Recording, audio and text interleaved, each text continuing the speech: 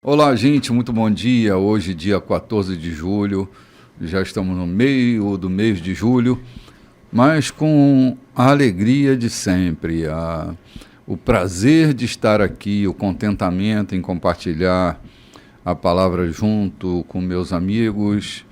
E a sua audiência tem sido tão importante para nós. Obrigado por você estar nos acompanhando, seja lá de onde for, não é? Onde você estiver, que alegria é a nossa poder estar aí na carona do seu carro, estar aí no sistema carcerário, nos hospitais, enfim, andando pela vida, né? Alguns estão nos assistindo pelo YouTube. É uma alegria muito grande e nesse dia eu venho acompanhado dos meus queridos irmãos. Aqui à minha direita, Loide Nogueira. Seja bem-vinda, sentimos sua falta domingo passado, né? Eu estava com saudade de vocês. Eu fiz uma pequena viagem, foi um presente que eu ganhei. Que legal. Fui desfrutar desse presente, que fazer maravilha, um passeio. Maravilha. Volto renovada e muito feliz, estou aqui. Você aí nessa mesa preparada hoje nós temos coisas maravilhosas para você, viu? Fique conosco aqui pela 92.3.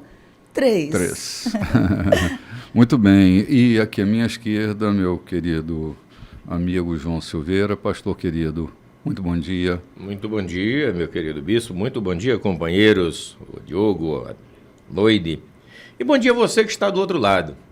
Quando o bispo falava que hoje já são 14 de julho, ou seja, e eu aqui feliz por já estar na segunda quinzena, quase entrando na segunda quinzena do segundo semestre de 2024. Sim. Significa que eu estou de pé, vivo, podendo transmitir a vocês aquilo que o Espírito Santo nos traz à mente, ao coração e aos lábios. Então, prontos para mais uma caminhada, para mais uma manhã de conversa, de explanação da Palavra de Deus. E você que está do outro lado, se tiver alguma coisa que queira questionar com a gente, que queira pedir mais explicação, a gente no final vai deixar o zap que você pode mandar a sua mensagem e eu estou pronto para ouvi-lo, trazer para a roda e a gente conversar sobre isso. Ok. Gente, nós estamos caminhando para Jerusalém. Paulo está se movimentando e ele está entendendo já de uma vez por todas que ele não volta mais, que essa é a última jornada dele por ali. E nós paramos na semana passada, no capítulo 20 de Atos, bem no versículo 35. E agora nós vamos a um episódio que me marca muito. Eu não gosto muito de despedidas. Eu sempre saio à francesa, porque eu não gosto de despedidas. A carga emocional que uma despedida ela proporciona é muito, muito forte, muito grande. Ainda mais em circunstâncias como essa, né? Que Paulo nunca mais voltará por ali. É como se fosse o sepultamento de alguém vivo, né? É um luto mais desastroso ainda, essa perda de alguém que você sabe que está ali, está vivo, mas nunca mais o verá novamente. Será a última vez que esse contato é feito, né?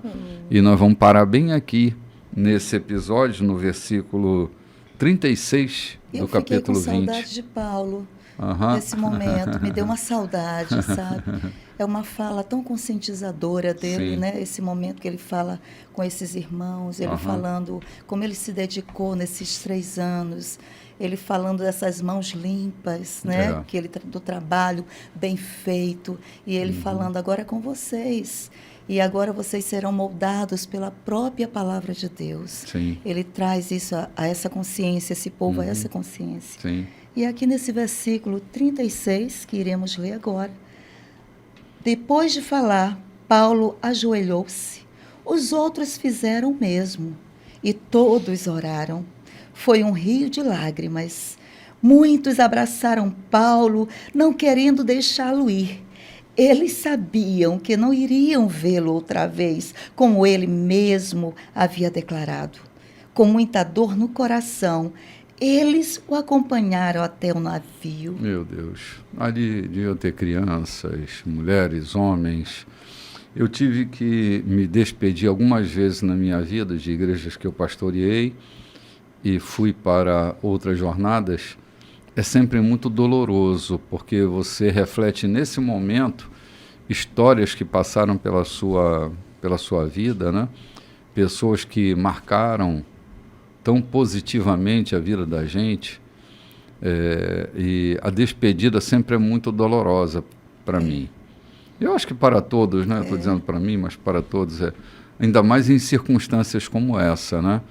De alguém que sempre fez só o bem para aquela comunidade, para aquelas cidades que estavam ali sendo pastoreadas por Paulo, supervisionada por ele, e agora é hora de ir embora para nunca mais voltar. É doloroso. Falando num assunto muito pertinente hoje em dia, com relação aos pastores. Essa despedida, eu era muito menino, tinha apenas 4 anos, quando lembro do primeiro pastor da região despedindo, você lembra até o hino que ele cantou na sua despedida. E vi como os irmãos choraram de fato. Choram porque se apegam. E o que me ateve aqui é que os pastores precisam deixar realmente essa impressão. Eles não podem chegar a uma igreja e se sentirem de passagem ali, porque se sentirem de passagem não se sentem tão responsáveis pela vida dessa igreja. Então, é doloroso, mas é necessário que aconteça, que se apegue, que deixe as suas marcas, e marcas indeléveis, marcas agradáveis, marcas que provoquem saudade, como Paulo estava saindo. No programa passado, eu frisei que Paulo aproveitou o máximo. Em 3 dias ele passou por 3 igrejas, embarcando e desembarcando. Parece que o navio estava à disposição dele. Que ele foi passando de lugar em lugar, marcando a sua despedida e dizendo: quero deixar com vocês o melhor possível. E aqui, como dissemos no programa passado, ele manda chamar os pastores, os líderes de Éfeso, e dá as últimas instruções, mas também não descuida da igreja de Éfeso, porque ele manda o seu melhor discípulo para cuidar dela, que foi o Timóteo, né? Sim. E vai partindo para Jerusalém, para de lá nunca mais. De Jerusalém, Roma, e de Roma à eternidade, né? Sim, sim. Vamos chegar lá no capítulo 28, né? Quando ele está preso em Roma. É interessante que em despedidas a gente traz lembranças, né? Objetos pessoais, né? E a gente vai fazendo uma bagagem maior. A gente chega naquele lugar com um certo volume de bagagem. Às vezes são nossas coisas pessoais, que Paulo, ele tinha essa preocupação também. Eu lembro que tem uma carta que ele diz: traga aquilo que é meu, a minha capa, traga o meu livro, né? Então, Paulo chega com volume, eu tenho certeza que ele saiu com cargas maravilhosas, com lembranças das crianças, né? Das mulheres daquele lugar, talvez uma farofinha de frango, pastor João, para comer naquele navio, né? Então, geralmente, viagem traz essa carga emocional para a gente, e a gente vem trazendo as pessoas desse lugar dentro de nós, né? Sim. A gente não vem somente com aquilo que a gente foi, né, até aquele lugar, mas agora a gente traz também um pouco de cada pessoa que fez parte daquela convivência, né? Vai então fazer parte da nossa história, da né? nossa história, né? E ficamos pessoas melhores, muitas vezes piores, mas a gente deve trazer à memória aquilo que nos traz esperança. Sim, verdade, verdade. E vamos lá? Capítulo 21. Assim, depois de uma despedida emocionada, seguimos caminho, rumamos para Cós, e no dia seguinte alcançamos Rodes e depois Pátara. Ali encontramos o navio que ia para a Fenícia. Embarcamos e começamos a navegar. Chipre estava à nossa esquerda, mas logo não podia mais ser vista, pois mantivemos o curso para a Síria e finalmente atracamos no porto de Tiro. Enquanto a carga era descarregada, procuramos os discípulos que viviam naquela cidade e ficamos com eles 7 dias. A mensagem deles para Paulo, baseada numa percepção concedida pelo Espírito Santo, foi: não vá a Jerusalém. Quando o nosso tempo acabou, eles nos escoltaram até as docas. Vieram todos, homens, mulheres, crianças. Foi uma grande festa de despedida. Ajoelhamos-nos na praia e oramos. Então, após outra rodada de despedidas, subimos a bordo, enquanto eles voltavam para casa. Uma rápida jornada de Tiro a Ptolemaida completou a viagem. Saudamos nossos amigos cristãos ali e ficamos com eles um dia. De manhã, fomos para Cesareia e ficamos com Filipe, o evangelista, um dos 7. Filipe tinha 4 filhas que eram virgens e profetizavam. A visita durou vários dias e um profeta da Judéia chamado Ágabo veio nos ver. Ele encaminhou-se diretamente para Paulo, pegou o cinto dele e, num gesto dramático, amarrou-se, mãos e pés, e disse: isto é o que o Espírito Santo diz. Os judeus de Jerusalém irão prender o homem a quem este cinto pertence desta maneira e vão entregá-lo a pagãos muito maus. Quando ouvimos isso, todos nós imploramos a Paulo que deixasse de ser teimoso e desistisse da viagem a Jerusalém. Mas ele foi irredutível. Por que tudo isso? Por que todo esse drama, tornando as coisas ainda mais difíceis para mim? Vocês não entendem. A questão não é o que vão fazer a mim em Jerusalém, se vão me prender ou me matar, mas o que o Senhor Jesus irá fazer por meio da minha obediência.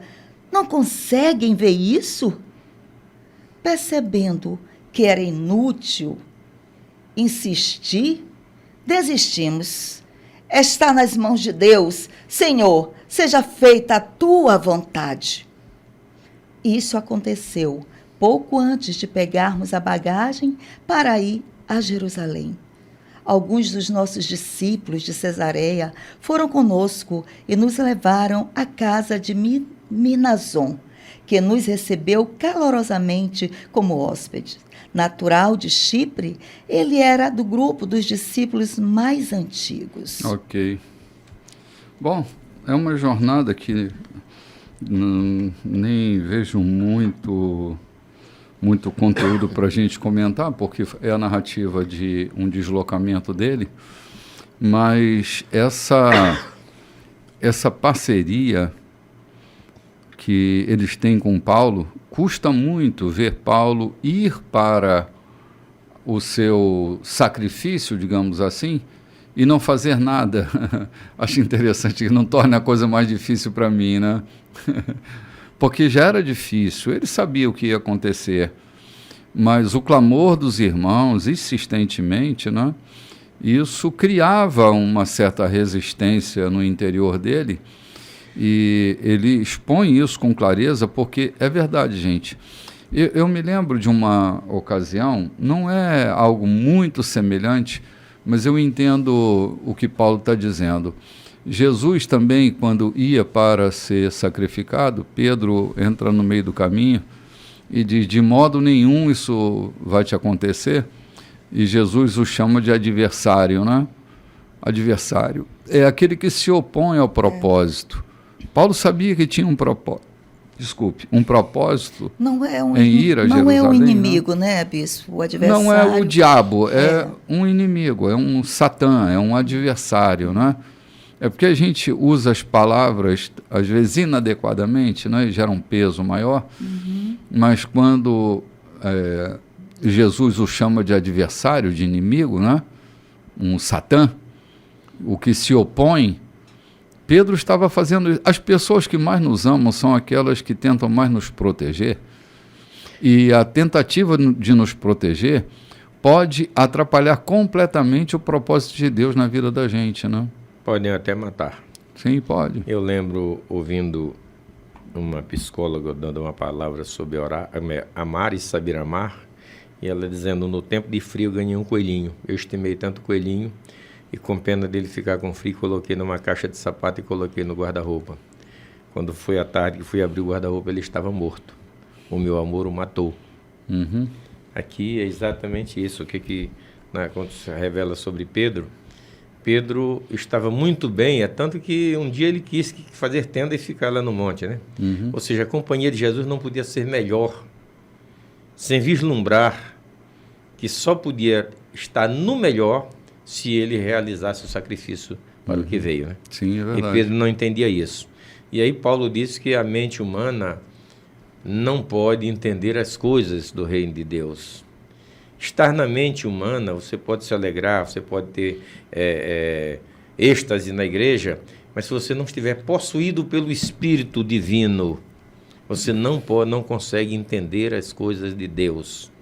Você aceita, você se alegra, faz qualquer coisa. Mas para entender isso, não quer dizer que não sejam crentes, que não sejam pessoas, mas eles estavam possuídos de um espírito humano, de um espírito de solidariedade, de um espírito de comiseração, de misericórdia, sem entender, na verdade, qual era o propósito de Deus na vida de Paulo. Uhum. E Paulo estava certo disso. Lá, quando o anjo chega para aquele, lá em Damasco, né? A caminho de Damasco, passou o nome do cidadão lá, Ananias. Ele diz: vai e ora por ele, porque importa que ele sofra também pela minha causa. Uhum. E Paulo está baseado nisso, porque Ananias revelou essa revelação para ele. A revelação do anjo foi revelada por Ananias para Paulo. E Paulo era cônscio de que isso ia acontecer com ele. E na versão que eu tenho à mão aqui, eu gosto muito porque ela diz assim: se vão me prender ou me matar, não interessa, eu estou pronto para morrer por Cristo. Amém. Eu estou pronto para isso. Para a vida ou para a morte. Para a vida ou para a morte, eu estou indo cumprir o propósito de Deus na minha vida. Aquilo que os amigos de Paulo identificavam como teimosia, ele disse que era obediência, né? Sim. Os amigos, está teimando, vamos deixar ele de mão. Ele disse: vocês não conseguem ver que é a minha obediência. Ele diz aqui, ó, por meio, Senhor Jesus irá fazer por meio da minha obediência. Vocês não conseguem perceber o que ele irá fazer por meio da minha obediência. E é Sim. isso. Aquilo que as pessoas pensam sobre nós sempre terá equívocos, não? Pode ser que tenha alguém tão próximo de você que acha que conhece tudo sobre você, e nem você conhece tudo sobre você, que dirá as pessoas que estão próximas, né? Que se arrogam, né? Sabe o que você quer, não sabe nada. Porque assim, há um saber em nós que pertence a Deus e ele vai nos revelando esse saber dia a dia, né? Um desdobrar, um descortinar. Descortinar. São camadas que vão sendo retiradas. Isso mesmo, meu bispo. Então, assim, às vezes tem um parecer sobre nós que é completamente inverídico, né? E Paulo estava debaixo de uma palavra desde o início, né? Então, ele via profundamente além daquelas dificuldades, aquilo que as pessoas diziam: não vá a Jerusalém, não vá. Mas ele entendia que ali era o percurso natural da sua jornada. E a minha teimosia, ao olhar dos outros, pode ser teimosia, mas ao olhar dele, ele disse: não, eu estou em obediência. Isso aqui é marcante, é tremendo. Porque mais tarde aparece o profeta para validar, né? Ou seja, aquele ambiente estava preparando, era Paulo. Paulo, ele não estava temendo o que veria. Todo aquele ambiente de cuidado, de um cenário dramático, já estava preparando Paulo para aquilo que veria. Sim. E ele não estava com medo do que veria. Ele disse: eu estou pronto.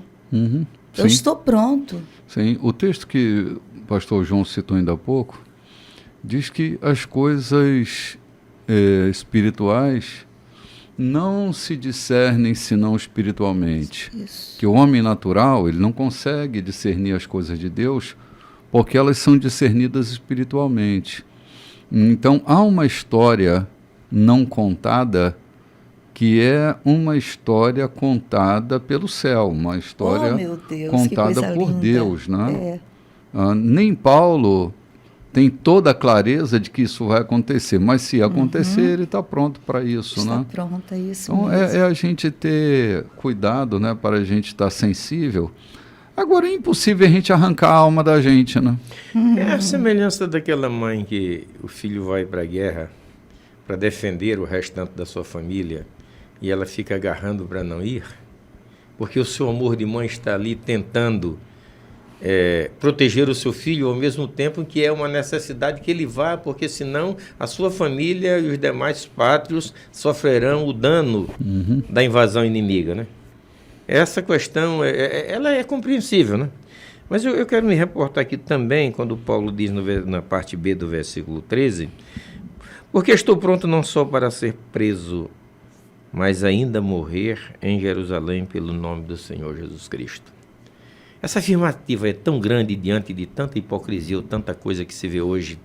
Quantos dos nossos irmãos que vão para o Congresso, que vão para o poder administrativo, legislativo, executivo, e se rendem diante de uma pressão, mudam de partido, mesmo que não venha ou não condiga com a filosofia de um cristão, mas porque ele é conveniente politicamente, não é conveniente para o reino de Deus, mas politicamente lhe é conveniente, assinam projetos porque o seu partido os convence a fazer. Quantos envergonham, na verdade, o nome de Cristo, não estão dispostos a morrer ou a matar o seu mandato por uma honestidade, por uma dignidade? Quantos hoje nós temos em volta da gente que não estão dispostos a sacrificar o seu emprego cometendo, por conta das ordens da chefia, iniquidades, coisas perversas? E eu vejo Paulo dizendo aqui, eu estou pronto, por amor ao nome do Senhor Jesus Cristo. Pelo nome do Senhor Jesus Cristo, eu estou pronto não só para ser preso, quanto também até para morrer. Enquanto muitas vezes a gente não está disposto a sacrificar a nossa pseudo honra e nos entregamos de mão beijada o nome do Senhor Jesus Cristo a ser ridicularizado depois. É triste, mas é verdade. Sim. E nós vamos andando aqui, né, Lloyd? Agora em Jerusalém, né, meu bispo? Vamos lá. Em Jerusalém, nossos amigos nos receberam de braços abertos, com muita alegria. Logo na manhã seguinte, fomos levar Paulo para ver Tiago. Todos os líderes da igreja estavam lá. Depois das saudações e de conversar um pouco, Paulo contou em detalhes o que Deus havia feito entre eles, os não-judeus, pelo seu ministério. Eles ouviram com muito prazer e deram glória a Deus. Eles também tinham uma história para contar. Vejam o que está acontecendo aqui. Milhares e milhares de judeus consagrados a Deus passaram a crer em Jesus, mas há também um problema. Eles estão mais zelosos do que nunca em observar as leis de Moisés e ouviram dizer que vocês aconselham esses judeus que vivem cercados por gente de outros povos a se afastar de Moisés, afirmando que eles não precisam circuncidar os filhos nem guardar as tradições. Isso desagradou muito a todos eles. Estamos preocupados com o que poderá acontecer quando descobrirem que você está na cidade. Isso vai dar um problema. Aqui está o nosso conselho. 4 homens de nosso grupo fizeram um voto que envolve purificações rituais, mas não tem dinheiro para pagar as despesas. Junte-se a esses homens em seus votos e pague as despesas deles. Assim, todos vão ficar convencidos de que não há verdade nos boatos que circulam a seu respeito e que você é de fato zeloso das leis de Moisés. Ao fazer esse pedido, não estamos voltando atrás no acordo sobre os não-judeus convertidos. Tudo o que escrevemos naquela carta está de pé, a saber, o cuidado em não se envolver em nenhum tipo de idolatria, em não servir comida ofensiva aos judeus cristãos, como é o caso do sangue e da carne ritualmente impura, e em guardar a pureza moral no sexo e no casamento. Paulo concordou, juntou-se àqueles homens em seus votos e pagou as despesas deles.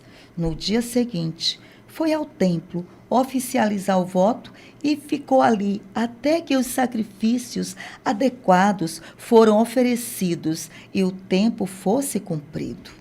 Muito bem. Vamos comentar esse texto já já, assim que a gente voltar do nosso intervalo. Olá, gente, de volta aqui para comentar esse texto. Quando Paulo chega ali a Jerusalém, os irmãos o recebem com alegria, ouvem as histórias de Paulo, contam suas histórias.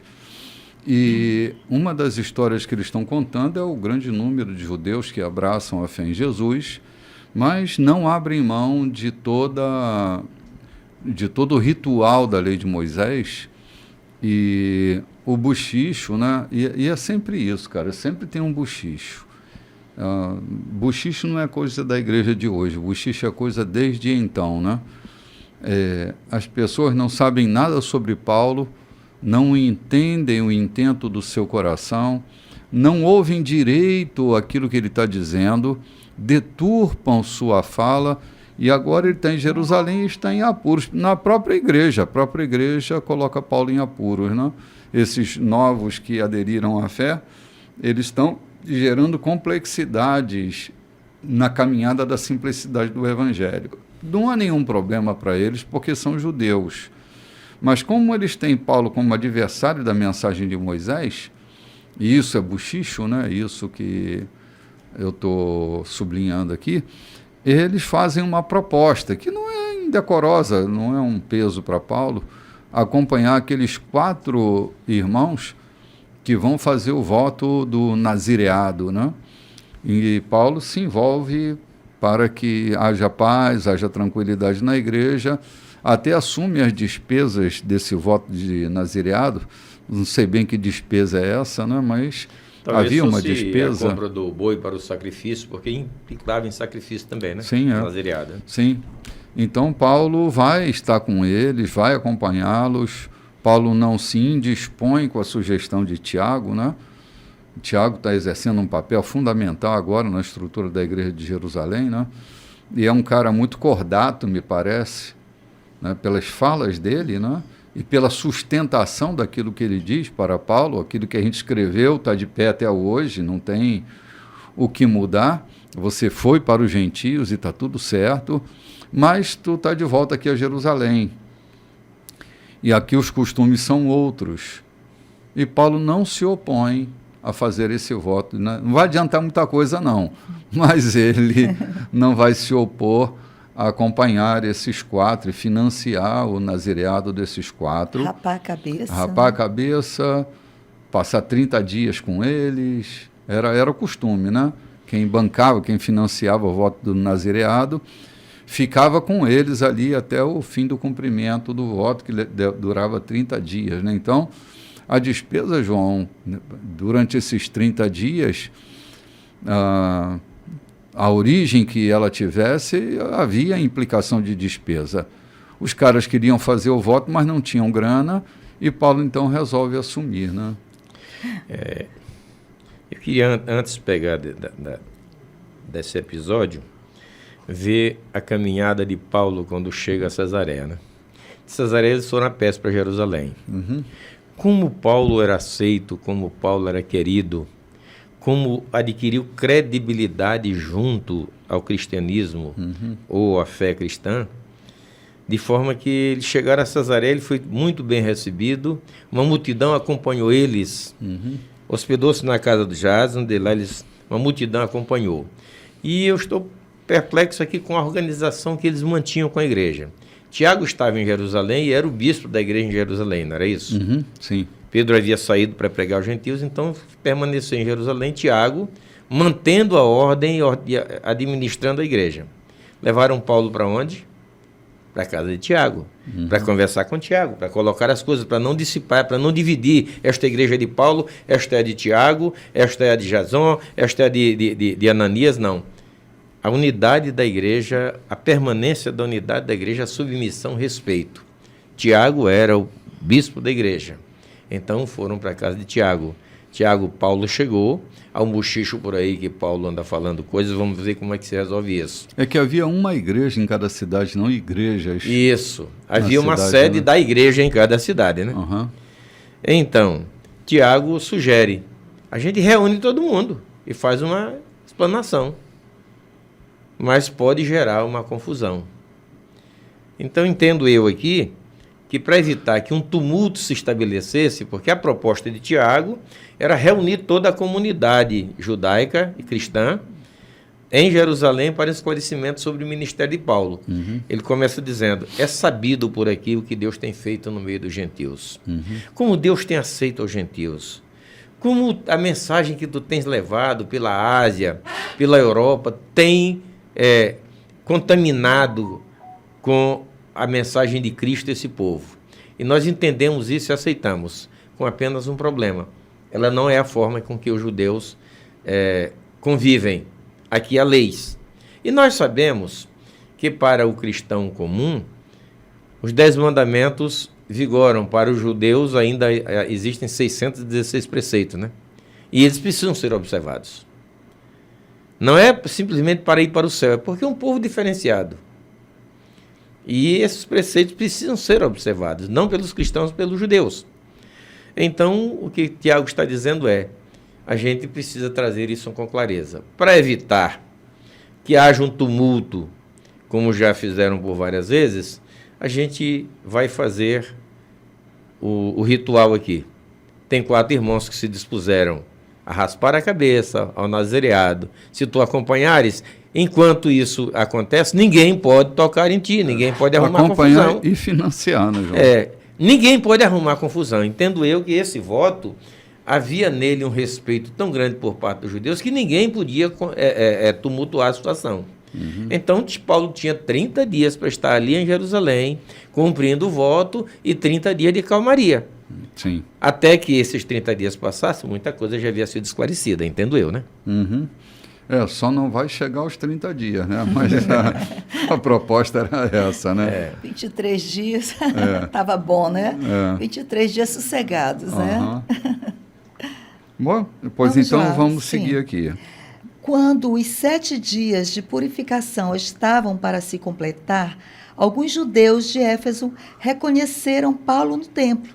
Imediatamente puseram o lugar de cabeça para baixo, agarraram Paulo e começaram a gritar a plenos pulmões: socorro! Israelitas, ajudem! Este é o homem que está viajando pelo mundo inteiro, dizendo mentiras contra nós, contra a nossa religião e contra este lugar. Ele trouxe gregos aqui e contaminou este lugar que é santo.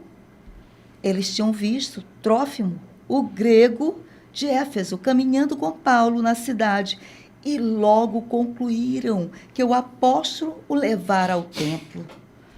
Logo a cidade inteira estava alvoroçada. Gente de toda parte corria para o templo a fim de saber o que estava acontecendo.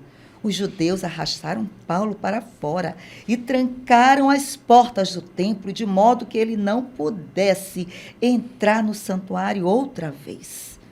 Tentavam matá-lo quando a notícia chegou ao comandante da guarda. O motim! A cidade inteira está polvorosa! Ele agiu rápido. Os soldados e oficiais correram para o lugar imediatamente. Assim que a multidão viu o comandante e seus soldados, pararam de agredir o apóstolo. O capitão prendeu Paulo, ordenou que ele fosse algemado e depois perguntou quem era o que tinha feito. Quem era e o que tinha feito. Tudo o que ele conseguiu da multidão foi uma gritaria ensurdecedora. Era impossível entender o que diziam, por isso decidiu levar Paulo para a fortaleza. Mas ao chegar às escadarias do templo, a multidão se tornou tão violenta que os soldados tiveram de carregar o prisioneiro. Enquanto o transportavam, a multidão lá atrás dele gritava, gritando assim: "Mata!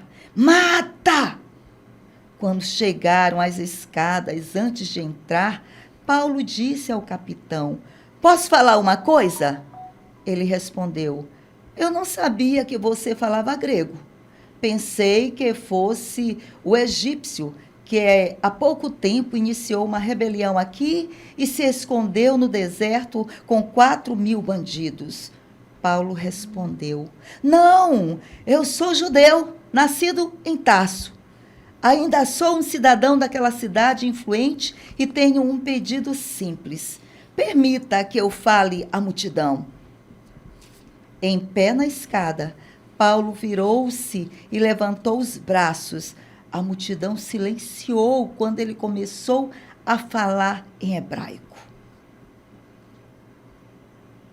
Caramba, vamos dar uma paradinha aqui. O que pode o poder de uma conspiração, de uma inverdade fazer na vida de uma comunidade inteira, né? Gente, a gente precisa ter muito cuidado com as verdadezinhas que a gente carrega, porque elas podem estar contidas de tantos enganos, de tantas maldades, né?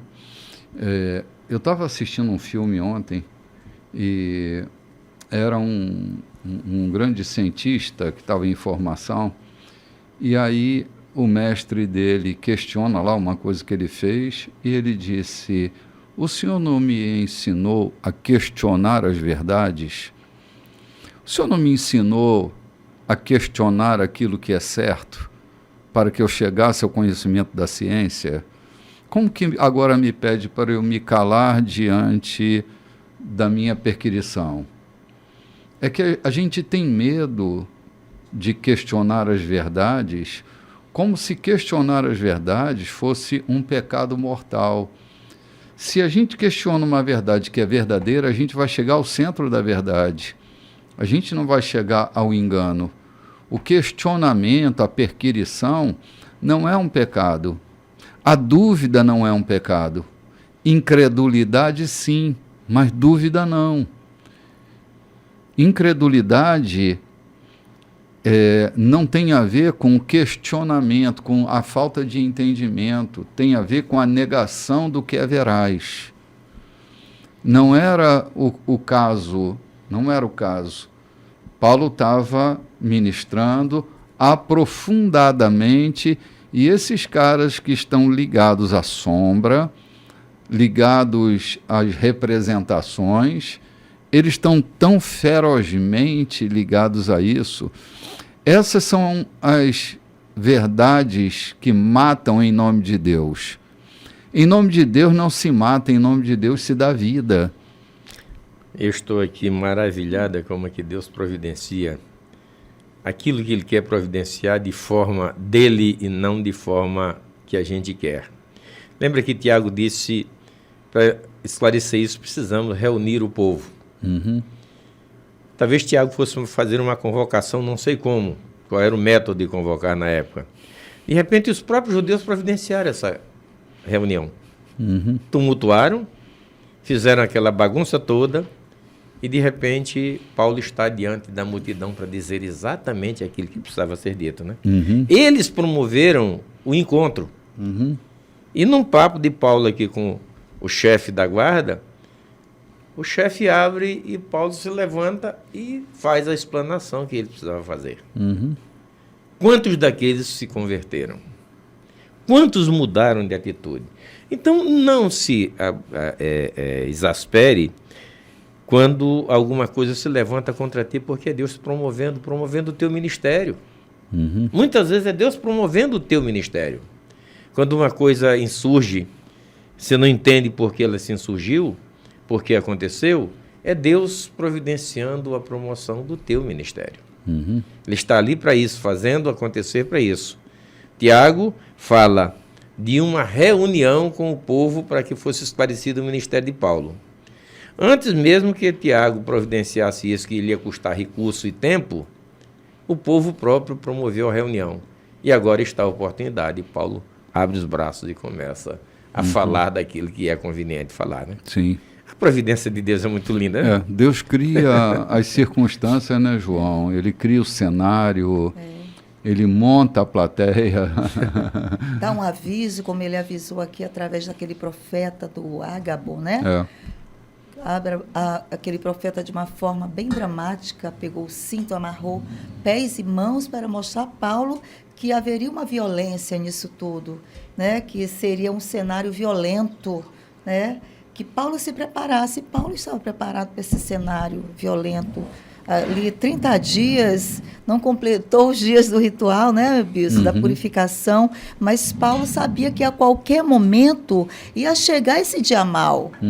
Né? O dia mau, a Bíblia fala de um dia mau, que há esse dia mau para a vida de qualquer um. E Paulo, nisso tudo, ele estava preparado. Se chegar esse dia para mim, eu saberei como responder a esse dia.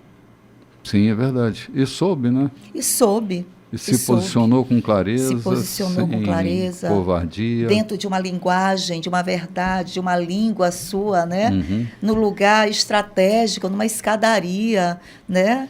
Tudo isso fala muito assim de uma maneira simbólica, numa escadaria. Ele foi carregado, o povo estava tão violento, que ele teve de ser carregado para chegar àquele lugar. Porque senão ali só Deus sabe o que aconteceria com Paulo, com a sua pessoa, com seu corpo físico. E ele teve que ser carregado para estar naquela escadaria.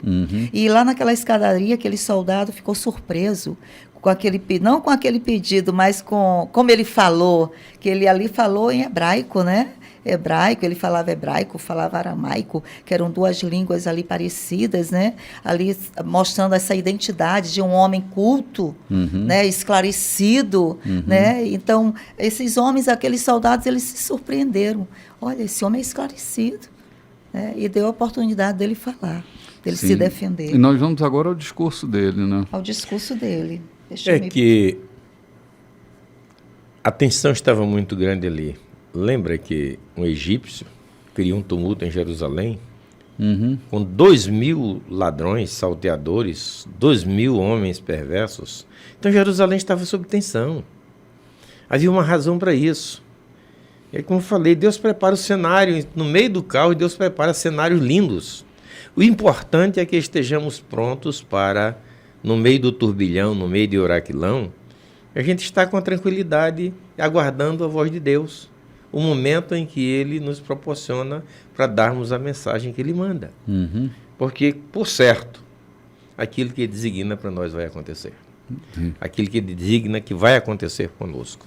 Aquilo que Ele projeta para nós vai acontecer se estivermos prontos para sermos obedientes no momento exato, entendermos a hora de falarmos, a hora de ficar calado. Sim. Cara, uma difamação, uma calúnia gera tanta confusão. Meu Deus do céu. Eu acho que todos nós já vivemos alguma experiência dessa natureza, né? Há 5 anos atrás mataram uma pobre inocente no Rio de Janeiro, porque havia alguém sequestrando crianças e a moça passava por lá. Ela não era conhecida no lugar e gritaram, é aquela. A multidão avançou para cima e mataram a pauladas. Lembra disso? Lembro, claro. Está com cerca de uns 5 anos isso. A turba enfurecida. Foi assim que mataram Nabote, né? Também, sem consultar nada, mataram Nabote porque a turma dizia é culpado, é culpado, é culpado. Tudo orquestrado, né? Sim. Ora, tu imagina um cara inocente dito na voz de um louco que pode ocasionar, né? Tragédias, meu Deus do céu.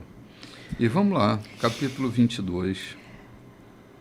Meus prezados irmãos e pais, ouçam com atenção o que eu vou dizer antes de tirarem conclusões a meu respeito. Quando eles ouviram falar em hebraico, ficaram ainda mais quietos. Ninguém queria perder uma palavra.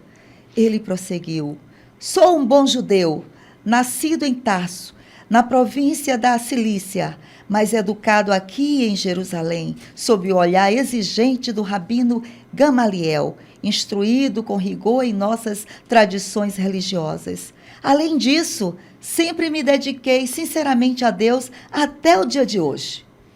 Eu perseguia qualquer um que tivesse ligação com o caminho. Agia com violência, disposto a matar por causa de Deus. Persegui homens e mulheres e lancei muita gente na prisão. Se tem alguma dúvida, perguntem ao sacerdote principal ou a qualquer membro do concílio. Eles me conhecem muito bem.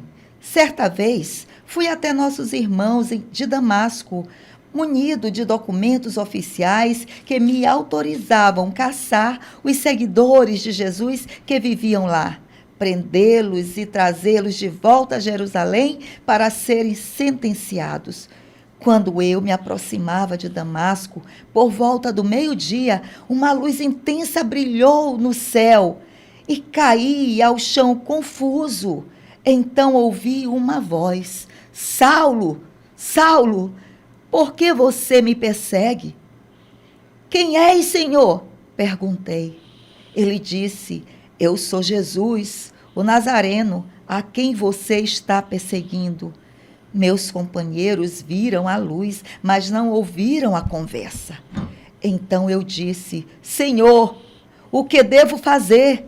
Ele disse: levante-se e vá a Damasco. Ali será dito tudo o que você deve fazer. Entramos em Damasco, mas não foi nada como eu tinha planejado. Eu estava cego e meus companheiros tiveram de me guiar pela mão. Encontrei-me com Ananias, homem de reputação excelente, observador das nossas leis. A comunidade judaica de Damasco pode confirmar. Ele me deu o maior apoio e disse: volte a ver. Olhei e logo eu estava olhando para ele. Eu estava enxergando outra vez.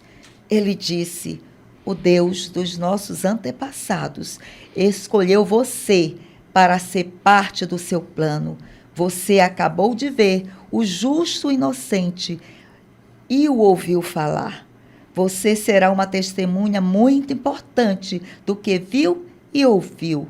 Levante-se, seja batizado e purificado dos seus pecados e conheça a Deus pessoalmente. Pois bem, aconteceu tudo como Ananias disse. Mais tarde, eu estava de volta a Jerusalém, orando um dia no templo. Meio confuso na presença de Deus, eu vi o justo inocente de Deus. Ele me disse: depressa! Saia daqui o mais rápido que puder. Nenhum judeu em Jerusalém vai aceitar o que você diz a meu respeito. No início, questionei, mas quem tem melhores credenciais? Todos sabem que eu era obcecado por caçar quem te seguisse. Eu os agredia nas sinagogas e os jogava na cadeia. E quando Estevão, tua testemunha, foi assassinado, eu estava lá, segurando a capa dos assassinos. Agora, ele me vê como convertido. Quem melhor do que eu para falar agora? Mas ele disse: não discuta, vá. Eu o envio a outros povos. Será uma longa jornada. Essa é uma história que a gente já sabe, porque já acompanhou esse trajeto de Paulo, mas ele deixa muito claro para todos aqueles que, de repente, não conheciam sua história, aquilo que ele nasceu de novo para fazer. Aquele encontro em Damasco que marcou e mudou completamente a sua vida e a sua trajetória. E agora ele está falando para aquela multidão que está ali enfurecida, né? E agora silenciosa, para ouvir em hebraico a explicação de Paulo sobre seu chamado e a sua vocação de abrir a porta do cárcere, de anunciar aos gentios a mensagem do Evangelho, falar sobre Jesus, aqueles que estavam tão distantes, né? Ele se arroga de autoridade, de força, de poder, com a permissão daquele capitão da guarda, para falar livremente aos que ali estavam. É uma história que a gente nunca esquece, né? Porque a história de Paulo é uma história muito consistente, uma história muito forte, e Paulo não se inibe diante daquela multidão, e ele vai fazer essa exposição com toda clareza, sem tirar nem pôr coisa nenhuma, mas expor para todos eles aquilo que acontecera com ele e o seu chamado para a vida. A gente vai dar uma paradinha agora para tomar um café e a gente volta com o comentário dos meus amigos aqui.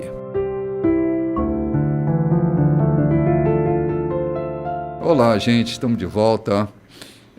Acabamos de ler o discurso do Paulo naquela circunstância, naquele cenário montado ali no templo, acusado, até porque viram Paulo com um grego e uma confusão danada, como se a gente não pudesse andar com gente diferente da gente, né? E aquele fuzuê, eles tinham vindo de uma experiência ali em Jerusalém muito complicada, que foi a experiência do egípcio, né, João? Uhum. Com aquela multidão de malfeitores e tal, e a confusão, a temperatura em Jerusalém estava fervendo. Mas eu queria parar bem aqui para ver uma coisa. Como é possível se enredar por novidades, intuir, imaginar coisas que não estão ali? Sim. Nós já falamos disso aqui. Alguém te vê sentado em uma mesa com alguém que está tomando uma cerveja, ele é teu amigo, ou então te chamou enquanto toma uma cerveja para te ouvir a respeito de determinadas coisas, que são interessantes, e é aquele momento que te levou para lá. Quantos te julgam como beberrão, junto com aquele indivíduo? Sim. Gente, é preciso a gente ter um espírito, na verdade, mais sereno, mais maneiro, antes de julgar as pessoas. O que aconteceu com Paulo aqui, a acusação de Paulo, é que ele estava andando com um grego. Mas não viram ele entrar no templo com Paulo. Era proibido o estrangeiro entrar no templo, beleza?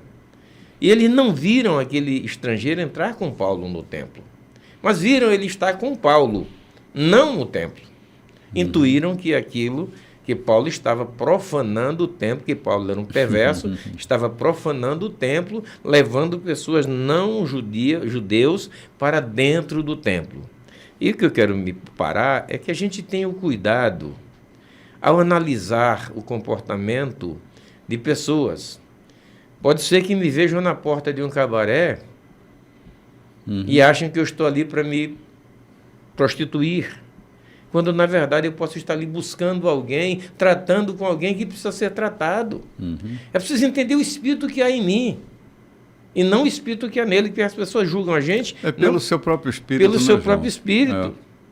Entendeu? Os diálogos internos da gente é que vão comandar as nossas falas, né? É como costumamos dizer aqui, que os paraísos e os infernos que vimos nos outros é reflexo daqueles que estão dentro da gente, né? Exatamente, João. Então pegaram Paulo e começaram, a acusação de Paulo começou bem aí, contra Paulo começou bem aí.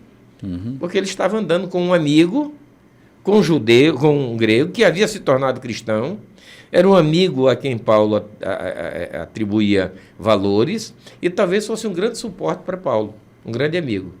Mas só o fato de não ser judeu, e não viram ele entrando no templo, Paulo já foi acusado. Sim. E o tumulto começou bem aí. Sim. João, isso sempre foi muito comum na sociedade, né? Tem uma fala da Elis Regina que ela diz: antes só do que com meus acusadores, né?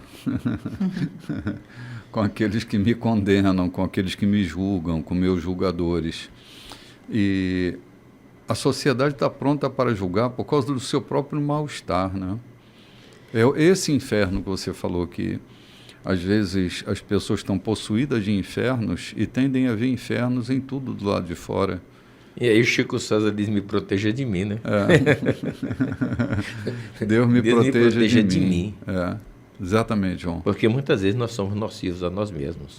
Quando julgamos outras pessoas, quantas pessoas já matamos para a sociedade por conta da nossa inveja, por conta Sim. do nosso espírito julgador, perverso, até iníquo. Até iníquo. Porque eu não posso crer que alguém que julgue alguém com tanta iniquidade tema a Deus. Na verdade, tem uma sombra, uma relação muito distante e se diz temente a Deus. Mas falar mal do outro, execrá-lo, querer o seu inferno, mandar pessoas para o inferno. Há tanto cristão mandando gente para o inferno como se ele fosse corretor.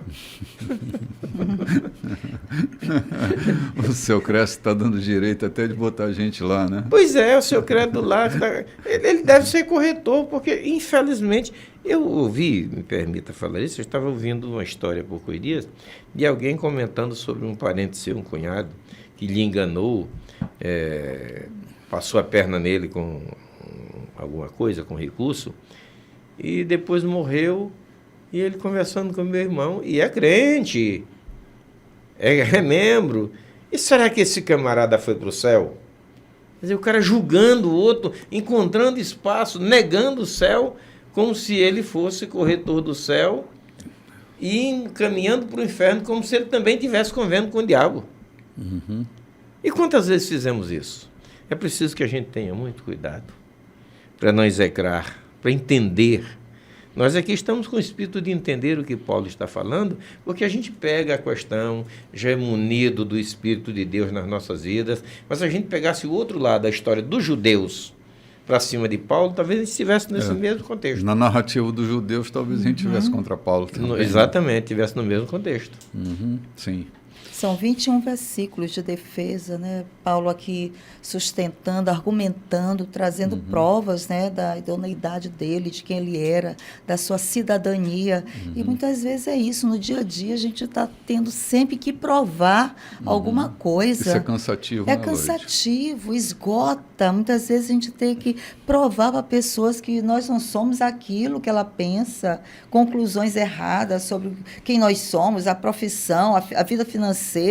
Isso é muito cansativo. O status civil. Então, isso é muito cansativo. Então, Paulo ele fez isso aqui, não é a primeira vez que ele vai fazer, né, a segunda, ele daqui por diante, ele vai ter sempre que estar com esse argumento na ponta da língua. Isso é muito comum no dia de hoje, meu bispo. Pastores, líderes, sabe, homens e mulheres ter que provar quem eles são. Por que a sua vida está andando dessa forma daqui por diante, ou prestando contas do que aconteceu no seu passado, como Paulo aqui, ele prestou contas de quem ele era, que ele diz aqui, eu segurei a capa de Estevão, eu estava lá, eu perseguia, mas hoje, olha quem eu sou hoje.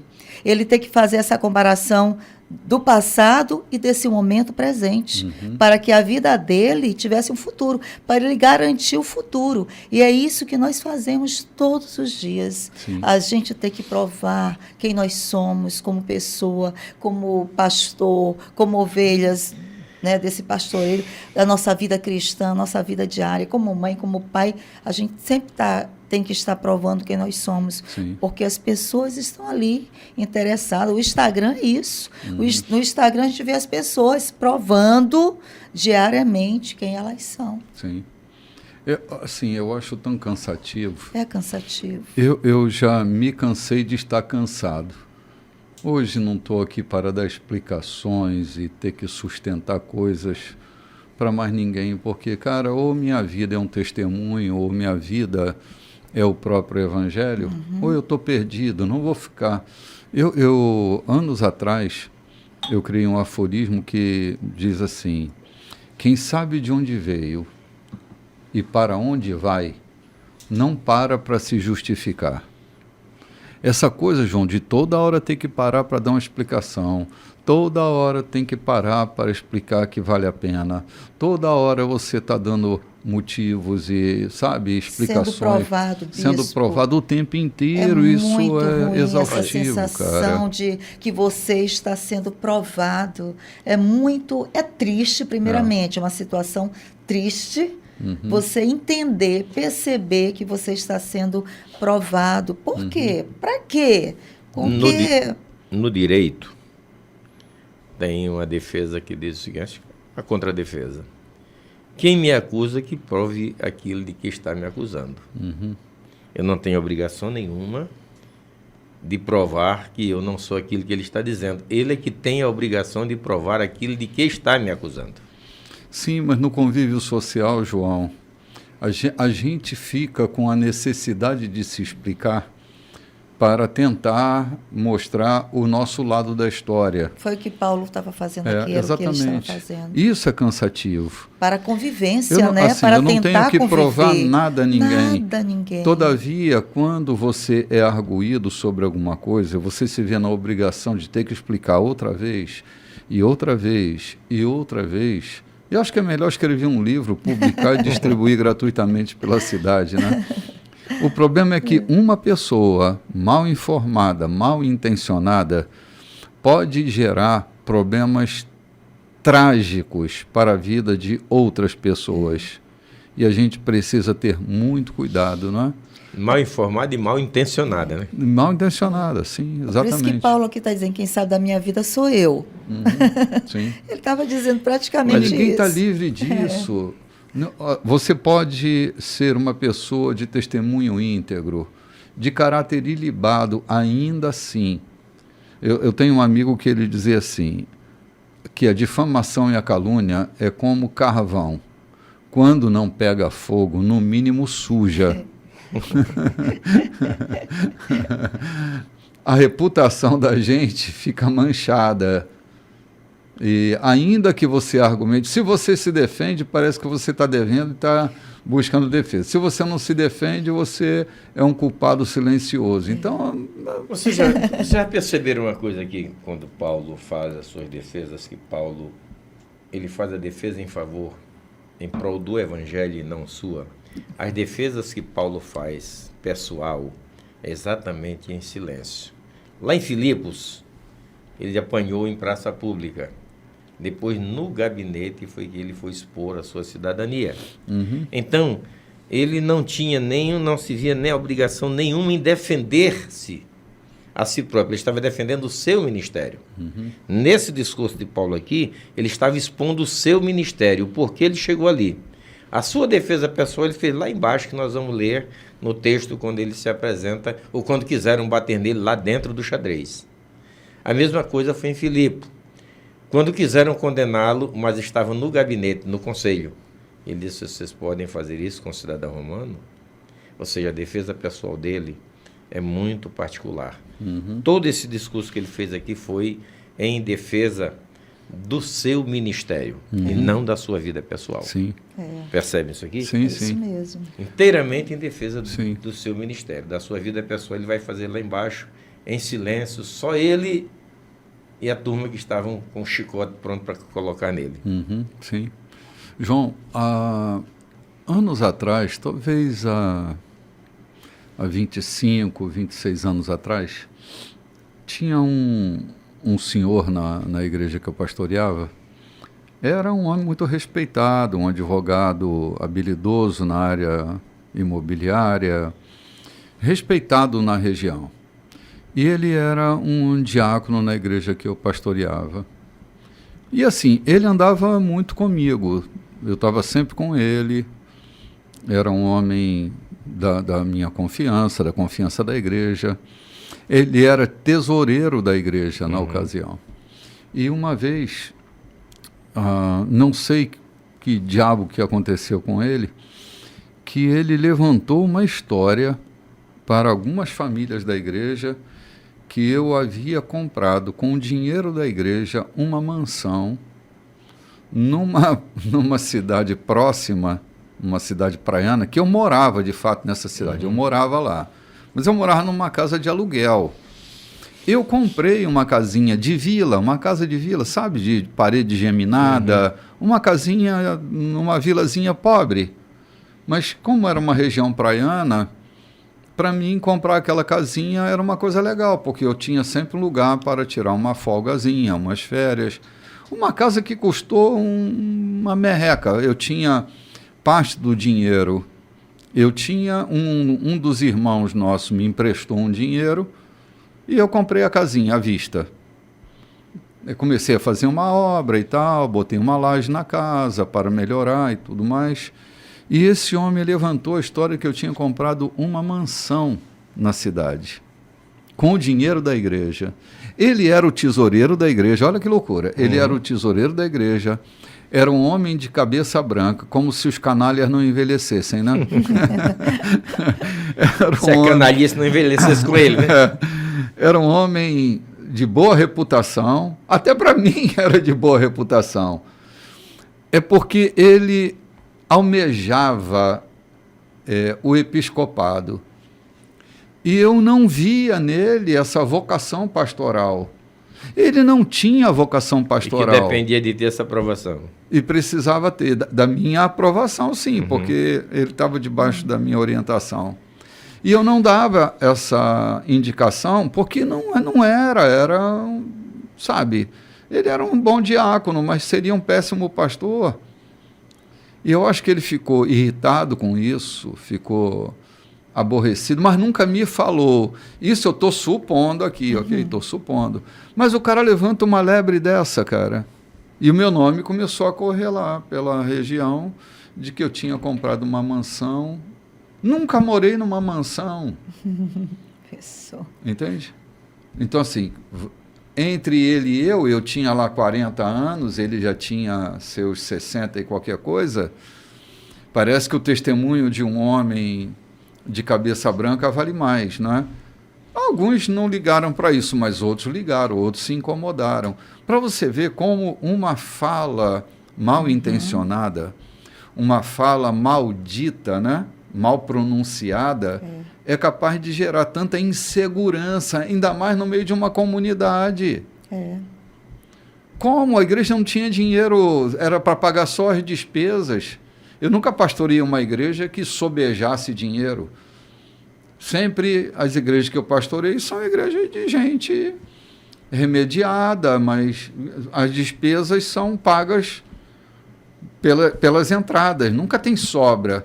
Você está comigo há quantos anos? Quando é que nós tivemos sobra, João? Não. Tudo que fizemos com um sacrifício porque doido, né? Quando aquilo estava dando para pagar, se pensasse em sobejar, a gente aplicava em pessoas, em necessidades. Exatamente. Aplicamos em necessidade de pessoas.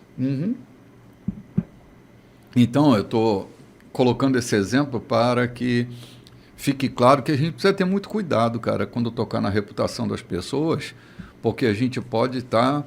Eu sofro dano até hoje com isso. Não sei se vocês sofrem também, mas eu sofro dano até hoje por isso.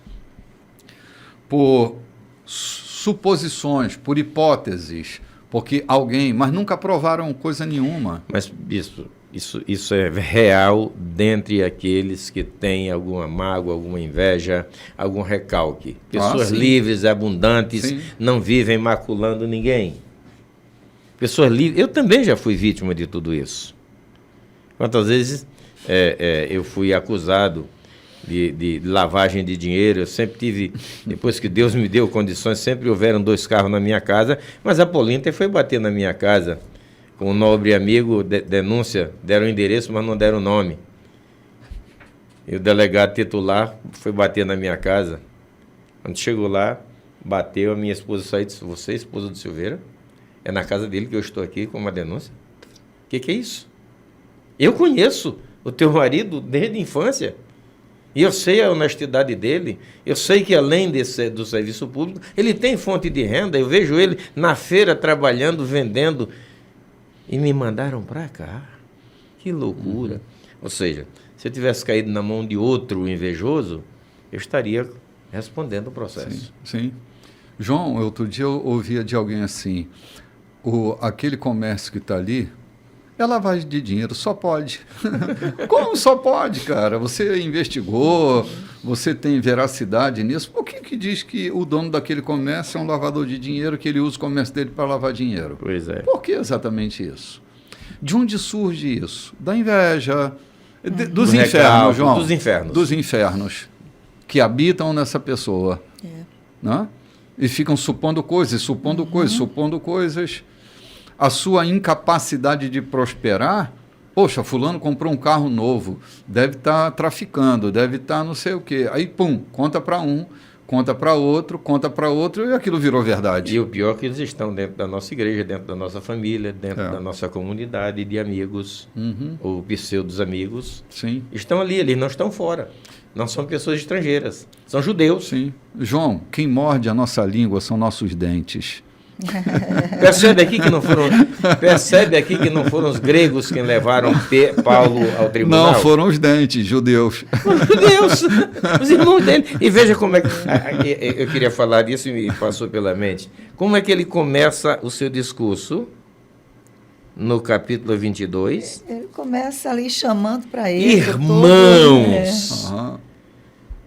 Irmãos, ele não diz meus acusadores, irmãos. Não, meus dentes queridos. Meus queridos irmãos. Sábio, esperto. Pais. Aham. Vocês têm idade, vocês têm a lei na mão, meus irmãos. Quer dizer, apesar da acusação, Paulo não os trata segundo o seu vitupério. Paulo os trata conforme o seu coração era livre para isso. Quem tem um coração livre, trata o seu inimigo, aquilo que já dissemos no programa passado. Quem tem o Espírito Santo dentro de si, vê o seu inimigo como a face de Adonai. João, eu postei uma mensagem no meu Instagram essa semana que dizia assim, sobre essa coisa dos parentes, né? Será que pode-se podar a árvore genealógica? Porque eu tenho uns parentes.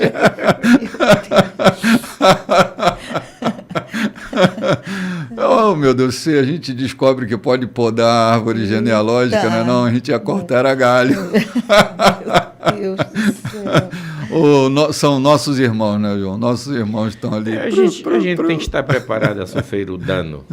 Porque se a gente, na verdade, confia em Deus, tem a vida entregue aos seus cuidados, faz como Paulo. Estou indo a Jerusalém, sei que vou ser preso. Não estou incomodado com isso. Eu vou cumprir. Eu vou para a minha missão. São os meus parentes que me esperam para me prender. Eu estive na Ásia, passei por todos os lugares, não fui acusado por nenhum grego, nem um asiático. Todos os que me acusavam eram os meus irmãos. E eu estou indo para lá e sei que eles me esperam com cadeias e até ameaça de morte. Tanto que a gente vai ler mais adiante que teve uns que juraram não comer e nem beber enquanto não matassem Paulo. Né? Sim, é verdade, cara. Um voto para Deus. Quer dizer, um voto para Deus para matar um santo. Vocês se lembram bem a história de Sansão. Sansão tinha sobre ele uma força excomunal para refutar os inimigos, os fariseus, né? Não, os Malequitas, os midianitas. Golias era Filisteu. Né? A unção sobre Sansão estava para isso. Mas ele não tinha poder nenhum sobre seus irmãos. Quando eles vão, os da tribo de Judá, vão lá e amarram Sansão não consegue arrebentar aquelas cordas. Aí ele faz um pedido: me leve para quem contratou vocês. Contra os nossos irmãos, as nossas forças se esvaem, João. Bispo, é quando há, na verdade, dádiva de Deus nesse sentido. Qual era o poder de Sansão? Adivinha de onde? Do Espírito de Deus. Então, o Espírito de Deus não nos capacita para lidarmos contra nossos irmãos. O Espírito de Deus não nos habilita para lidarmos, para maltratarmos os nossos irmãos. O Espírito de Deus nos habilita para defendermos os nossos irmãos. A história de Sansão é muito pertinente nisso. Ele recebeu o poder do Espírito de Deus. Para combater os inimigos. Para combater os inimigos e defender os seus irmãos.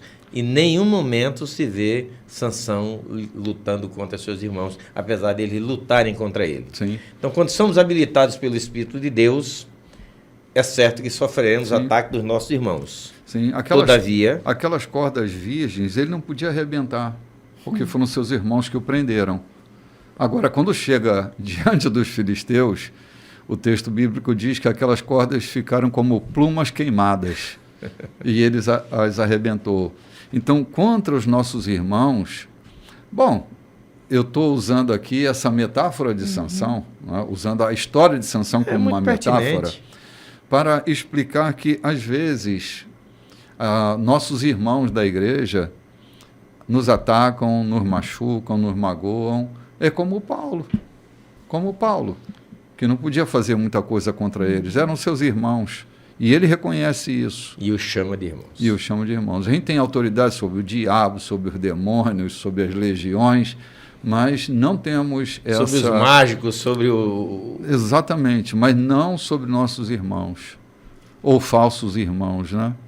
Falsos irmãos. Mesmo que eles sejam falsos na sua essência, mas se estão entre nós precisamos respeitá-los como nossos irmãos. E foi no meio desses irmãos, dessas pessoas que ele chamou de amigos, pais, irmãos, que ele se despiu, né? Ele falou quem eu era e agora quem eu sou. Sim. Ele contou essa verdade, né? Sim. Quem eu sou. E ele disse, olha, até eu vi, né? Tive um encontro com o Senhor e eu disse, tipo assim, quem sou eu? Não tem outro para você mandar? E o Senhor disse, não discuta comigo, vá. Porque a jornada é longa. Sim, a jornada é longa e a gente tem que tomar um café. A gente vai ali tomar um café para a próxima jornada, para o bloco 4. A gente volta já já. Olá, gente, de volta. Ainda avançando um pouquinho no comentário que nós estávamos tecendo sobre essa coisa de perder a força quando nossos irmãos estão presentes dentro de um contexto onde a gente está sendo atacado, ferido, amarrado, neutralizado. Eu me lembrei de uma história que eu ouvi do Tom Cheney. Ele dizia que quando ele era adolescente, jovem, ele ficava observando os testemunhos daqueles rapazes que haviam sido drogados, que saíram de uma vida de prostituição, e aquilo empolgava todo mundo, e ele dizia, meu Deus, eu não tenho um testemunho a dar. Eu sou neto de pastor, filho de pastor, me tornei pastor logo cedo, eu só namorei uma mulher com quem eu me casei, eu nunca vivi uma vida, nunca fumei um cigarro, nunca bebi uma bebida alcoólica, eu não tenho um testemunho para dar. Ele disse, mas hoje, pensando bem, eu tenho um testemunho a dar. Eu sobrevivi à igreja. Foi uma pancada tão séria que eu ouvi, porque a gente está falando dessa coisa de que esse ambiente onde a difamação, a calúnia está presente, são instâncias que podem acabar com a vida da gente, podem arruinar definitivamente com a imagem da gente, com a reputação da gente, e até ofender o caráter da gente. Sobreviver a processos como esse são sobrevivências que a gente tem que aplaudir de pé, porque não é fácil não, gente, não é fácil. Muito bem, Pastor João, hoje, dia 14 de julho, nós estamos aí, 7 são 14. Mais 7, 21. Mais 7, 21. No dia 14, 21, dia 21 temos um café da manhã. É você que está pegando carona, o que pegou a nossa carona, o que nos leva de carona nesse momento, está chegando agora, indo para a escola dominical, com o seu rádio ligado. A gente quer convidá-lo para participar com a gente do nosso café, um gostoso café que nós fazemos, é um café público, não é um café restrito à igreja. É um café para todos quantos queiram entrar e participar com a gente. É um café que a igreja promove para os seus membros e aqueles que queiram estar com a gente.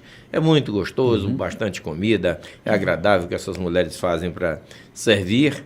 E a comunhão é muito agradável também. Há sempre um abraço, um sorriso e uma palavra pertinente ao que está acontecendo. Né? Então, nós convidamos você, não perca, traga a sua família, acorde seu filho mais cedo um pouco, porque às 8h30 nós abrimos o café.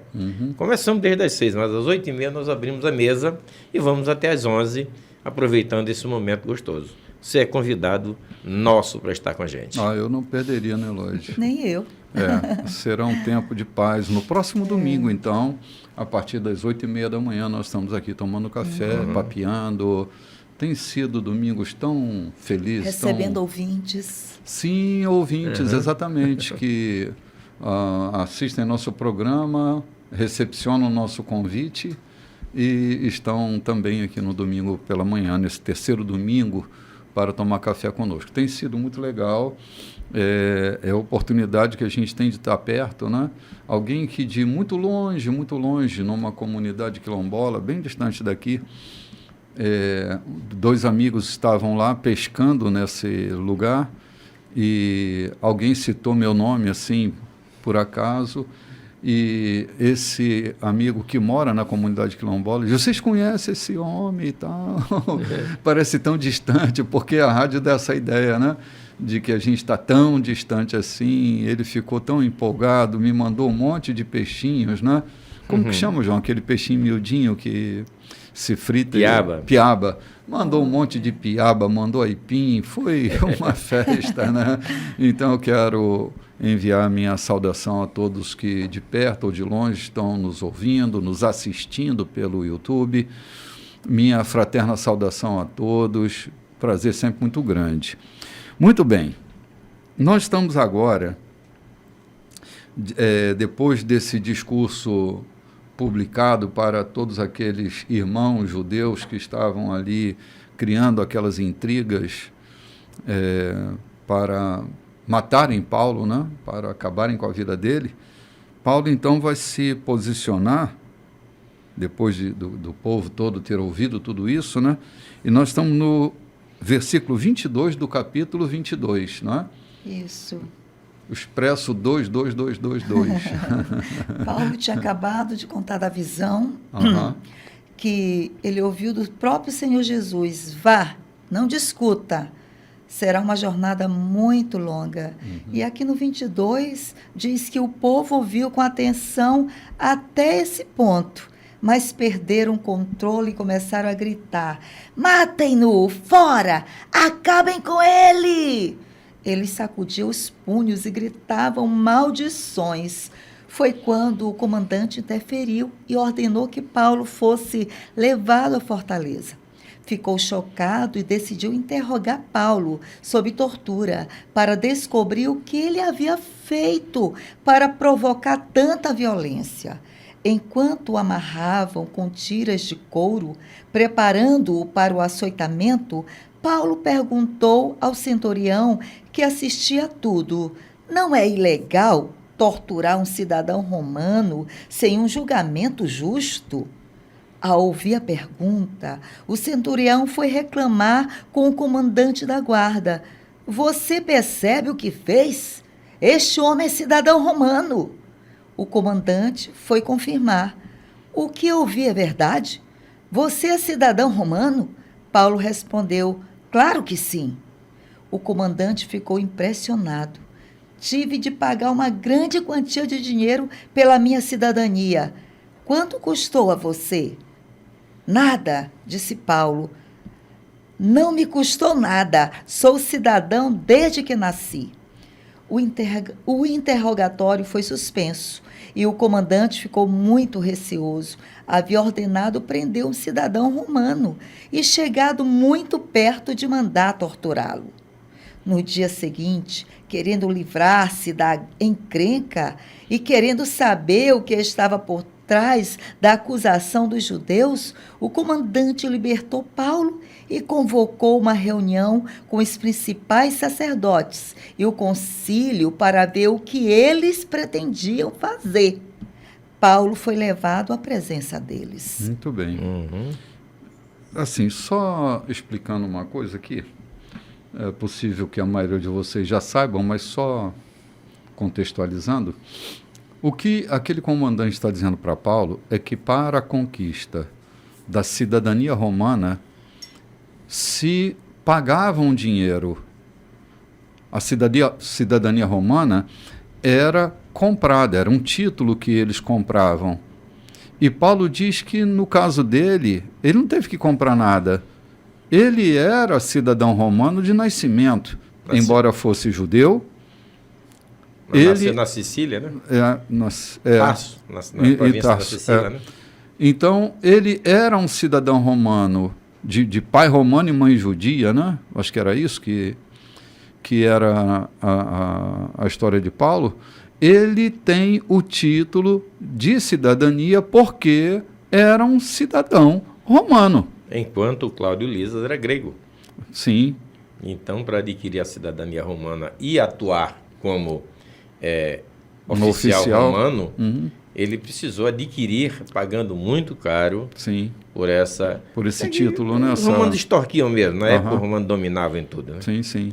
Mas eu creio que o Paulo também tinha cidadania romana, porque ele nasceu na região da Sicília. Uhum. E a Sicília pertencia a Cilícia, Roma. né? A Cilícia. Cilícia. E a Cilícia pertencia ao domínio romano. Então, quem nascesse nas províncias Sim. teria por direito a cidadania romana. Sim, ele era cidadão romano de fato.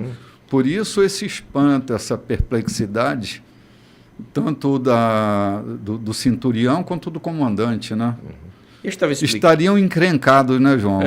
Eu estava falando aqui nos bastidores, é que Paulo fez a sua defesa diante dos judeus, a sua defesa não, a defesa do ministério, e por que ele atuava, por que ele tinha aquela vida ministerial, por que ele fazia aquilo que fazia.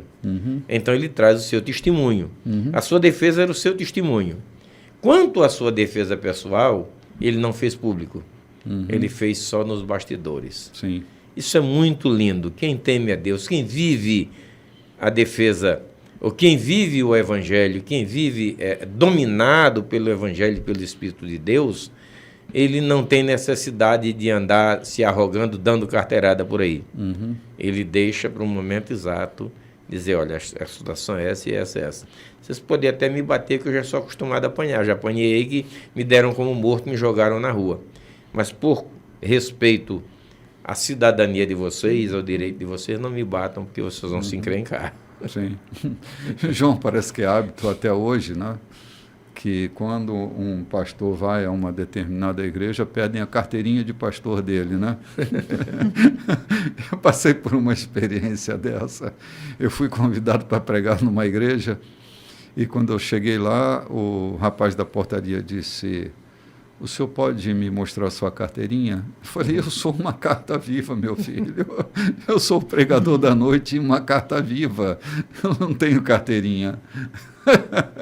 São hábitos, né, que se cria. Mas o desagradável disso não é a carteira de papel. O desagradável disso é crer, acreditar que uma igreja novel, como é a igreja que nós militamos, ou seja, o segmento da Igreja de Cristo que nós militamos, tenha credibilidade junto dos nossos irmãos como pastores, Sim. como ministros do Evangelho. Muitos aí a gente vê como pastor de quinta, né? Porque a igreja não tem o tamanho estrutural que muitos desejam, então a gente é visto como pastor de quinta. Sim. Diante de alguns ministérios aí que estão bombando, né? Mas não importa. Assim, João, o sucesso de uma pessoa não está na fama que ele tem. Está em um dia ouvir do próprio Senhor Jesus. Eu conheço você. eu vos conheço. Eu conheço você, sei quem você é. E Conheço o seu testemunho e sua vida, né? Falar nisso, eu estava ouvindo há pouco dia com pesar alguém falando sobre exatamente isso. Mas pregar, expulsar demônio no Evangelho? Curar enfermo no Evangelho? E por que Jesus disse, eu não te conheço? Por que Jesus disse, cai fora que eu não sei quem são vocês? É uma farsa, né? Você é uma farsa. Mas era em teu nome que a gente expulsava demônio. Sim, porque é o nome dele mesmo, né? Era em teu nome que a gente tinha uma igreja montada na rua tal, assim, beleza pura, multidões de gente afluem à igreja, mas eu não conheço vocês. Como é que é? Vocês também não me conhecem. Como é que é, Jesus? Vocês também não me conhecem. Porque eu tive nu, eu tive com fome, eu tive preso. E vocês não me deram assistência. Quando foi que nós tivemos? Está aí, a prova de que vocês não me conhecem. Se me conhecessem, tinham feito a meu favor. Tinham vindo ao meu encontro. Infelizmente, essas são realidades que o nosso tamanho da nossa igreja, o burburinho que acontece lá, não justifica sermos conhecidos e conhecermos a Jesus Cristo. Sim. Eu tenho um aforismo, criei e costumo dizer: o verdadeiro valor de um homem não é medido pelos bens que acumula, nem pela autoridade que exerce, mas pelas atitudes que toma. Pelas atitudes que toma. Então, é por aí, não é o tamanho, mas é, na verdade, aquilo que em essência somos. Né? Sim. O sucesso de um, João, será o fracasso de outros. Eu conheço muita gente popular que vive um fracasso enorme. Achar que a popularidade de alguém é ter sucesso é um ledo engano, um engano infantil, um engano de criança, um engano tolo, porque não é isso, não é isso, não é isso. A vida de um homem não se constitui na abundância dos bens que ele possui. Pois é. Se a gente entender isso com clareza, a gente vai ver que a vida vai para além das questões patrimoniais, das questões financeiras. A vida de um homem está muito além. Aliás, a vida está para além. A vida não é confinada num ambiente patrimonial. Nem de poder. Nem de poder, absolutamente. Eu tive a oportunidade de visitar um governador do estado, e nós chegamos a uma comissão de cristãos e não fomos pedir nada. Nós, como Gideões Internacionais, nós entramos no gabinete, tivemos a permissão, entramos no gabinete e ele parou, olhou para a gente e disse, baixou a cabeça, chorou um pouco e disse, desculpem, vocês chegaram, não podiam ter chegado em hora melhor do que essa. Eu estou aqui na solidão do governante. Uhum. A minha esposa está no exterior, acompanhando o meu filho que está fazendo uma cirurgia de um acidente. A greve lá no sul do estado está me tirando o sono. E bem na porta, como vocês viram, greve universitária. As universidades em greve. E eu aqui na solidão do governante. Uhum. Imagina o homem com o poder do Estado na mão se expressar dessa forma. Uhum. Diz, vocês vieram trazer para mim a coisa mais preciosa que pode existir. A palavra de Deus, eu tenho certeza que é isso. Vocês não podiam ter chegado em hora melhor do que essa. Falando isso, exatamente porque nem o poder tira um homem da solidão, da angústia, nem o poder de ser governante do Estado lhe faz feliz ou lhe dá a liberdade de poder ter tudo aos seus pés. Ele nos disse exatamente chorando, se levantou, abraçou a cada um de nós dizendo, vocês vieram trazer o que estava faltando para mim nesse momento, a palavra de Deus, a presença de Deus ao meu governo, à minha pessoa, à minha família. Quantos pastores estão precisando de um abraço, de um telefonema assim? Alô, meu querido, como está você? Uhum. Eu estou te dizendo que eu lembrei de você, estou te mandando esse alô. Uhum. Ontem eu mandei uma mensagem para um dos nossos irmãos, o médico, me dizendo, não estou podendo ir hoje ao culto de ceia porque estou arrumando as minhas malas para ir trabalhar no interior e tenho que organizar tudo para sair de madrugada. Eu simplesmente respostei para ele dizendo que a tua caneta, as tuas mãos e a tua voz seja a voz de Deus, a caneta de Deus e as mãos de Deus para suprir a necessidade de todos aqueles que te buscarem nessa empreitada. Uhum. E eu tenho certeza que isso é confortante para um homem que exerce tão importante sacerdócio. Uhum. Quantas vezes eu gostaria de receber um telefonema e tenho recebido de amigos, uhum. Dando um conforto, eu estou aqui orando por você, eu estou aqui lembrando de você, e como é importante fazermos isso. Desculpem ter saído do contexto do trabalho, mas também vale a pena.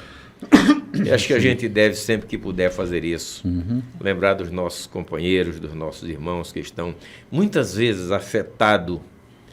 E nós falamos aqui de igreja, mas não estamos falando mal da igreja. Estamos simplesmente trazendo a semelhança do que Paulo sofria. Uhum. Não é que nós estejamos sofrendo isso, Uhum. mas não estamos isentos de sofrer. Uhum. E não estamos falando da nossa igreja. Estamos falando a semelhança de Paulo quando começa a abrir o texto dizendo, irmãos queridos. Uhum. Não estamos dizendo inimigos, irmãos queridos. Eu quero que vocês entendam o esforço que eu estou fazendo, as surras que levei, as pancadas que levei, ser descido pelo cesto para poder escapar da fúria dos nossos irmãos. apanhar até ser dado como morto e jogado fora dos portões da cidade. Eu sei o que é sofrer por isso. Eu queria que vocês entendessem esse sofrimento, não para ter misericórdia, comiseração de mim, mas para entenderem que é glorioso sofrer por amor a Cristo. Sim. Não que servir a Cristo implique nesses sofrimentos todos. Sim, Deus não precisa de advogado, né, João? Paulo não está advogando em prol de Deus, né? Ele está fazendo uma exposição clara do seu ministério, embora não fosse uma defesa pessoal, mas era uma defesa pelo ministério dele, da importância que o ministério tinha na divulgação do Evangelho. Era a fé entrando no mundo, era o cumprimento da promessa de Abraão, né? A Abraão, que as famílias da terra seriam benditas, né? E Paulo está cumprindo essa promessa. E parece que seus patrícios não estão querendo entender isso, né? Porque nós não podemos prever quantos se converteram ao Evangelho depois daquela explanação de Paulo. Sim. Apesar do burburinho. Verdade, João, verdade. É porque assim, o propósito de Deus sempre é muito maior do que a nossa capacidade de visão, né? A nossa expectativa. Né? Você vê aquela loucura de Filipe que sai do avivamento lá em Samaria e vai lá para a estrada deserta, né? Que promover o Evangelho lá na Etiópia. Na Etiópia, verdade. Então a gente está com uma visão ali de Samaria e Deus tem a visão, né, de uma nação inteira, né? Nação inteira. Essa semana eu estava lendo que o homem mais rico do mundo é um etíope. O mais rico do mundo. Falam desse cara da Tesda aí, mas na reportagem que eu li, esse etíope é mais rico do que ele, né? É que o Evangelho tem um pendor para as grandes coisas, né? Onde o Evangelho chega, eu já comentei aqui várias vezes. Completou 100 anos na Baixada agora, da fé pentecostal do Evangelho chegado lá. Imagine que a Baixada é uma região pobre, mas de um povo rico, de um povo feliz, de um povo farto, entendeu? Por conta da vivência com o Evangelho. Glória a Deus. E não é das regiões mais violentas do país, por conta do pendor do Evangelho. O Evangelho produz coisas fantásticas, né? Maravilhas. Muda uma Especialmente ali onde inteira. foi plantado. Gente, ali onde o Evangelho chegou, começou, foi plantado, e tem igrejas e tem cristãos até hoje, é uma das comunidades, o bispo conhece, das comunidades mais prósperas da Baixada Maranhense. E sim. Paulo colocava essa obediência, né, em prol do Evangelho, né? O Senhor iria usar a obediência dele para Sim. curar, para fazer as maravilhas, para libertar. Que coloquemos, né, a nossa Sim. obediência em prol do Evangelho. Cara, é incrível o poder de explosão que o próprio Evangelho tem. Eu me lembro que uma das primeiras comunidades que eu pastoreei era uma comunidade rural que ficava dentro de uma fazenda. Alguém gentilmente cedeu lá um terreno, construímos uma capela bem boa, bem grande para o local. E esses dias eu tive notícias que esta comunidade se expandiu e está no centro da cidade, numa das ruas principais da cidade. Olha. E ela estava lá dentro da fazenda. Eu acho que ainda existe essa comunidade lá, mas ela se esparramou. Ela foi lá para o centro da cidade. O transbordo. O transbordo, sim. Ela sai de Samaria e invade a faixa de Gaza, que é deserta, inóspita, Sim. perigosa, para chegar até a Etiópia. João, nesses 40 anos de ministério que estou fazendo, talvez esse próximo ano, nesses 40 anos de ministério, eu iniciei igrejas da praça, do nada, nem prédio tinha. E hoje eu vejo igrejas que estão superlotadas, igrejas numerosíssimas. Eu fundei muitas igrejas. Eu acho que eu tinha esse ímpeto, né? O apostolado. O apostolado, eu praticava o apostolado. Então, igrejas que eu iniciei na praça ali, com 3 pessoas evangelizando quem passava pela praça, E hoje são igrejas grandes, de 5.000 pessoas, igrejas com 500 pessoas, igreja com 1.000 pessoas, né? É o pendor para isso, bispo. Depois da chegada aqui em São Luís, que começamos a Igreja da Colheita, nós temos no mínimo 5 igrejas, 5 congregações diferentes, ministérios diferentes que saíram da gente, não brigados, mas saíram para se abrir. Uhum. Temos lá na Pissaíra, temos nós da Guarda, temos aqui no Parque Shalom, temos congregações, igrejas, ministérios que foram abertos, estão crescendo. Uhum. Que não saíram trigados com a gente, que saíram para se abrirem e se tornarem prósperos. É isso? Sim, sim. Que a nossa fala seja essa fala de Paulo, do capítulo 23, né, que ele diz: tenho vivido com a consciência limpa diante de Deus por toda a minha vida, até este momento presente. Sim. E nada me argui a consciência, contudo não me dou por justificado. Gente, estamos chegando ao finalzinho do nosso programa de hoje. Obrigado pela sua audiência. Semana que vem, capítulo 23, iniciando com a fala de Lloyd, que antecipou para nós o que Paulo vai estar falando para os irmãos do concílio, né? Então, eu agradeço muito sua participação, por você estar aí tomando café conosco. Domingo que vem a gente está junto novamente aí. Forte abraço para todos vocês, paz, bom domingo. Shalom. Shalom, queridos.